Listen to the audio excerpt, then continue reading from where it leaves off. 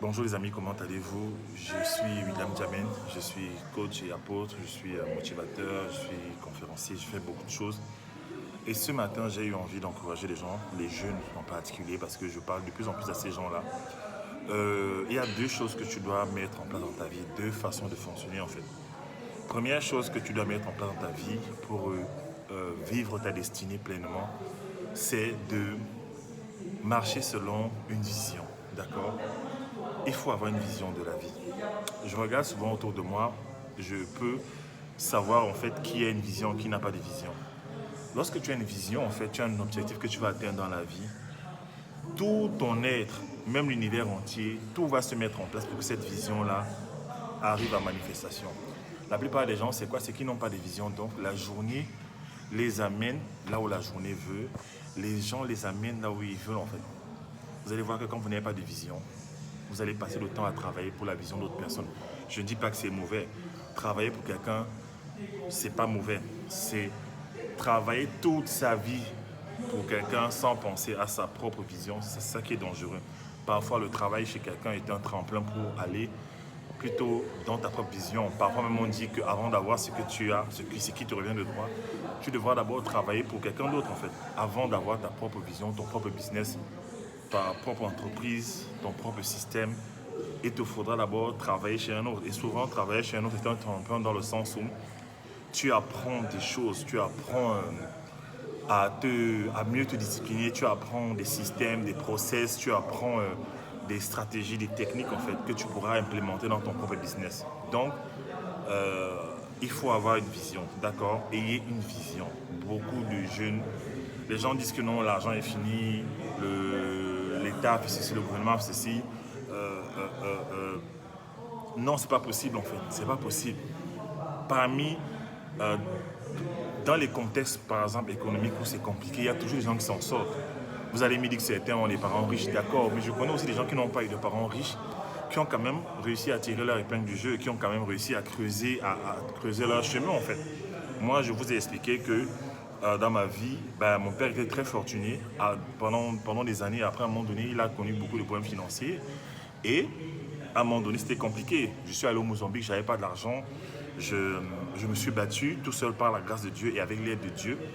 Et aujourd'hui, je suis devenu ce que je suis. Je fais ce que je fais, j'impacte les gens dans le monde entier. Je transforme les gens par la grâce de Dieu, par le Saint-Esprit. Je motive les entrepreneurs. Mais je me suis rendu compte que je devais avoir une vision solide en fait.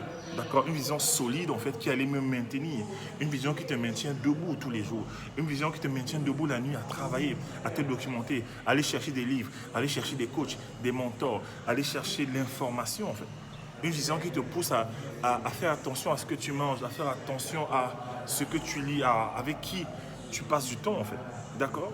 La deuxième chose que je veux vous dire en fait pour vous encourager, c'est que il faut éviter de mettre n'importe qui dans sa vie. Ça, c'est le plus grand tueur des destinées, en fait. Il y a des gens, ils veulent avancer dans leur vision des projets, mais ils marchent avec n'importe qui. Je ne peux pas marcher avec tout le monde. Je ne demande pas d'être hautain. Je ne demande pas de rejeter les gens. Je dis tout simplement, fais attention à qui tu amènes dans ton intimité, en fait. Fais attention aux gens que tu amènes dans ton cercle privé. D'accord? C'est extrêmement important. Voilà, un instant. Voilà, fais attention à qui tu amènes dans ton cercle privé. Fais attention à cela. Il y a des gens qui sont avec toi, qui vivent avec toi, qui t'aiment juste parce que tu es pauvre. Il y a des gens qui vont te supporter parce que bon, ta condition est inférieure à la leur. Il y a des gens qui vont t'aimer juste parce que bah, écoute, tu es la petite fille du quartier, la petite pauvre là qui commande tout le temps. Hein? Mais quand tu commences à sortir la tête de l'eau, commences à, à te faire une place au soleil, commences à atteindre tes objectifs, commences à gagner un peu d'argent, commences à bâtir ta vie, à prendre ta maison, c'est pas à prendre une voiture, te marier, aspirer à plus en fait. Tu vas voir que les gens vont dire quoi, il a changé, elle a changé. Non, tu n'as pas changé. C'est juste que les gens ne veulent pas voir que tu as changé parce qu'on aime bien te voir dans ton petit niveau. Ça, c'est un cas de figure. Mais je dis attention, il y a des gens dans la vie qui vont tout faire pour que tu ne réussisses pas en fait. Peut-être pas frontalement, hein, parce que frontalement c'est trop évident. Il y a d'autres qui vont t'envoyer des pics. Ah, tu ne peux pas, pourquoi tu essayes? Pourquoi tu tentes? Hein? Pourquoi tu veux faire différemment? Est-ce que ton projet là va marcher? Attention, un petit, on a fait ça. Tu nous vois ici en France, un petit, on est là depuis 30 ans, on n'a pas eu les papiers. Tu crois que c'est toi qui vas venir? Moi, je me souviens quelqu'un qui m'avait dit qu'il avait quand même carrément profité sur ma vie. Hein. Il m'avait vu une année après, peut-être 6 mois après mon arrivée en France. Il était étonné que je ne sois pas encore en train de galérer, en train de marcher sous les ponts. Il a commencé à dire des paroles sur moi. Il a dit oui, tu vas sortir avec des blanches dans ce pays, elles vont te jeter dehors pendant l'hiver, tu vas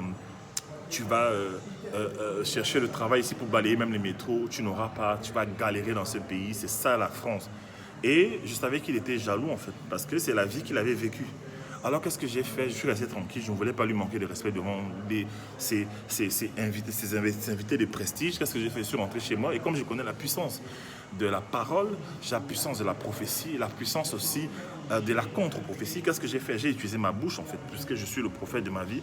Alors j'ai commencé à dire, écoute, à lui parler, mais pas en face de lui, dans le spirituel. J'ai commencé à dire toutes les paroles qu'il a prononcées sur moi, je les annule au nom de Jésus-Christ, je les détruis en fait. Je ne sortirai pas avec des blanches pour m'en sortir, comme certains le font, ce n'est pas mon partage.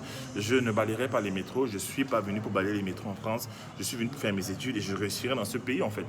Et un jour, il m'a revu, à une date importante, à un mois important, il m'a dit waouh, on t'abandonne, tout le monde t'abandonne, mais tu parviens toujours à réussir en fait. D'accord? Qu'est-ce que j'ai fait? J'ai compris que c'est quelqu'un que je ne vais pas mettre, avec qui je ne devais pas traîner en fait. D'accord? Et il y a des gens comme ça. D'accord? Donc, travaillez sur votre vision et checkez constamment les gens qui sont autour de vous. Faites attention. Ne vous mettez pas avec tout le monde. Les gens ne veulent pas de votre bien. Tout le monde ne veut pas de votre bien. Dans la vie, il y a très peu de gens qui vont vous encourager. La plupart des gens qui me suivent, qui m'ont en coaching, qui sont mes mentorés, qui marchent avec moi, ils sont choqués de voir que je ne les décourage jamais en fait. Je ne les décourage jamais.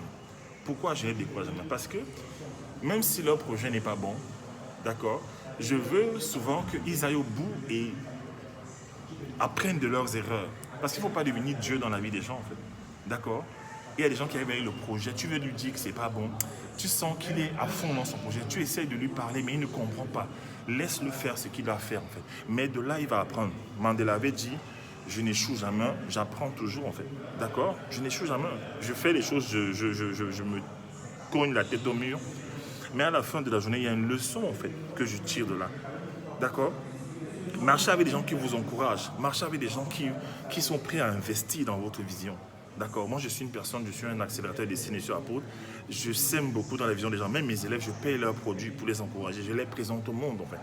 C'est vrai que je présente de moins en moins parce que j'ai fait beaucoup d'erreurs. Je présentais sans discernement. Mais maintenant, j'encourage les gens. Toujours. D'accord? Marchez avec des gens qui sont toujours positifs. Qui voient le meilleur en vous, en fait. N'allez pas dans les endroits où on vous tolère. Quand vous arrivez, les gens arrêtent de parler. Quand vous arrivez, les gens sont un peu genre, ils sont mal. Allez dans les endroits où on veut vous voir.